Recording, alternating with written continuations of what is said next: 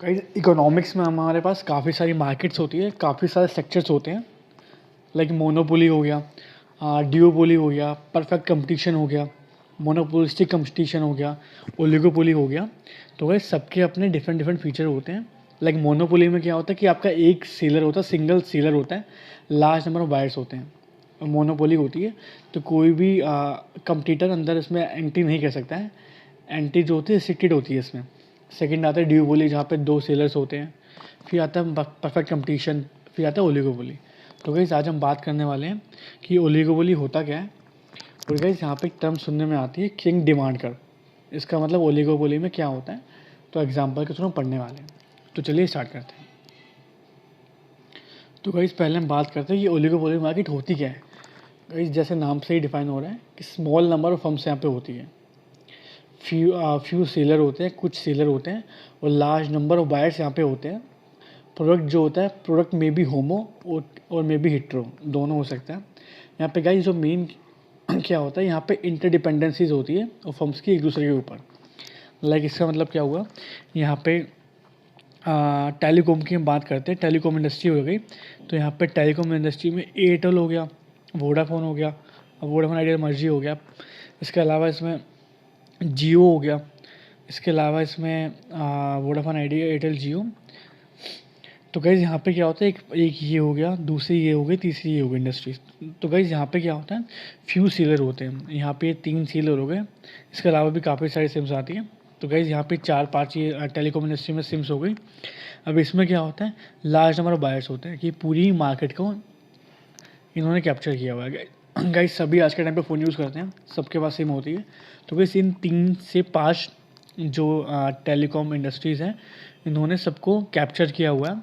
इंटरडिपेंडेंसीज़ होती है। इसका मतलब क्या होता है कि एक का रेट, एक की जो सर्विसेज है, जो उनकी पॉलिसी है, वो दूसरे को इफेक्ट करती है। इसका मतलब ये होता है। तो गाइस ईजी है बिल्कुल। ओलिगोपोली क्या होता है, जहाँ पे स्मॉल नंबर फर्म्स होती है, फ्यू सीलर होते हैं, लार्ज नंबर बायर्स होते हैं, प्रोडक्ट जो होता है होमो होता है, और इंटरडिपेंडेंसीज होती है आपस में।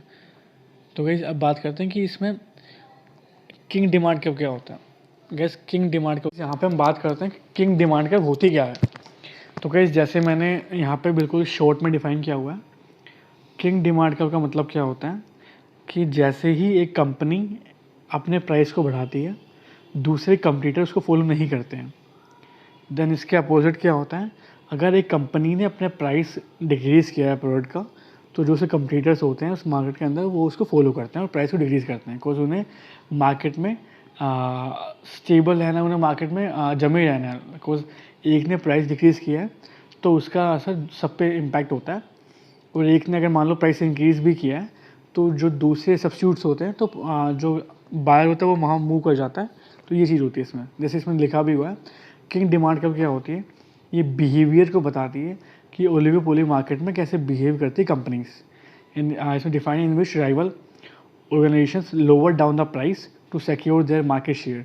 जैसे जैसे रेट गिरेगा एक कंपनी का, अदर कंपनीज भी अपने रेट को डिक्रीज़ कर लेगी फॉर सिक्योर मार्केट, जो उनके मार्केट शेयर उसको सिक्योर करने के लिए, उसे कस्टमर को रिटेन करने के लिए, जो उसके कस्टमर ऑलरेडी हैं। सेकंड क्या होता है, बट यहाँ पे क्या है, restrict and increase in the price. अगर प्राइस इंक्रीज़ होता है तो वो दूसरी मार्केट फॉलो नहीं करती है।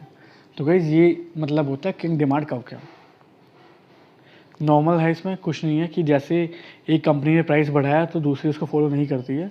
कंज्यूमर जो होता है और कस्टमर जो होता है वो दूसरी जगह पे सब्स्टिट्यूट के पास मूव कर सकता है। सेकंड होता है कि एक कंपनी ने प्राइस डिक्रीज़ किया है तो वो सभी कंपटीटर्स जो उसको फॉलो करते हैं। गाइस एग्जांपल के तौर पे यहाँ पे मैंने टेलीकॉम इंडस्ट्री का एग्जांपल लिया हुआ है। यहाँ पे वोडाफोन हो गया, आइडिया, अब तो दोनों मर्जी हो गए हैं, जियो हो गया, एयरटेल हो गया, एक्सेट्रा।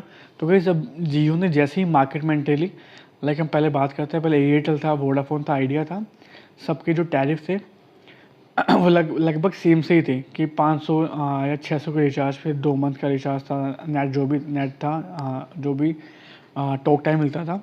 जियो के आने के बाद क्या हुआ कि जियो ने सब कुछ फ्री दे दिया। तो जो यहाँ के कस्टमर्स थे, इन सबके कस्टमर वो यहाँ पे मूव हो गए। तो इससे क्या हुआ कि इन कंपनीज़ को भी अपने टैरिफ प्लान क्या है, रेट जो है कम करना पड़ा। तो अब गाइस सबका सेम सही है। अब आप देखोगे तो सबका यही पाओगे कि जियो ने भी अपना जो रिचार्ज है 499 599 जो भी रिचार्ज है वो आपका 3 मंथ का कर दिया है। और सेम सभी अदर कंपटीटर्स ने भी सेम आस पास के लेवल पे ही अपने रेट को लेके आए हैं। तो गाइस यही होता है कि जैसे ही वोडाफोन, आइडिया, जियो, एयरटेल, अब इसमें क्या हुआ कि अब आपस में कंपटीटर्स थे। ये थी ओलिगोपोली मार्केट, ये वोडाफोन हो गया, ये आइडिया, ये जियो, ये एयरटेल, यहाँ पे हो गए सब पीपल्स, हम सब कस्टमर्स हो गए जिन्होंने चारों मार्केट्स ने उन्हें चारों कंपनीज़ ने पूरी मार्केट को कैप्चर किया हुआ है।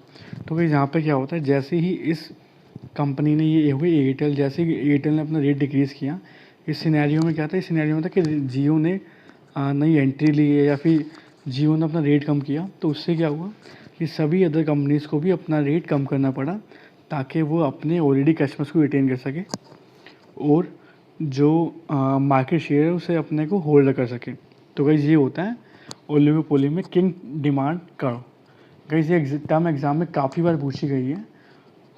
तो गाइस जैसे ये काफ़ी इजी था, आई होप कि आपको इतना समझ में आ गया होगा। आज के लिए इतना ही, थैंक यू।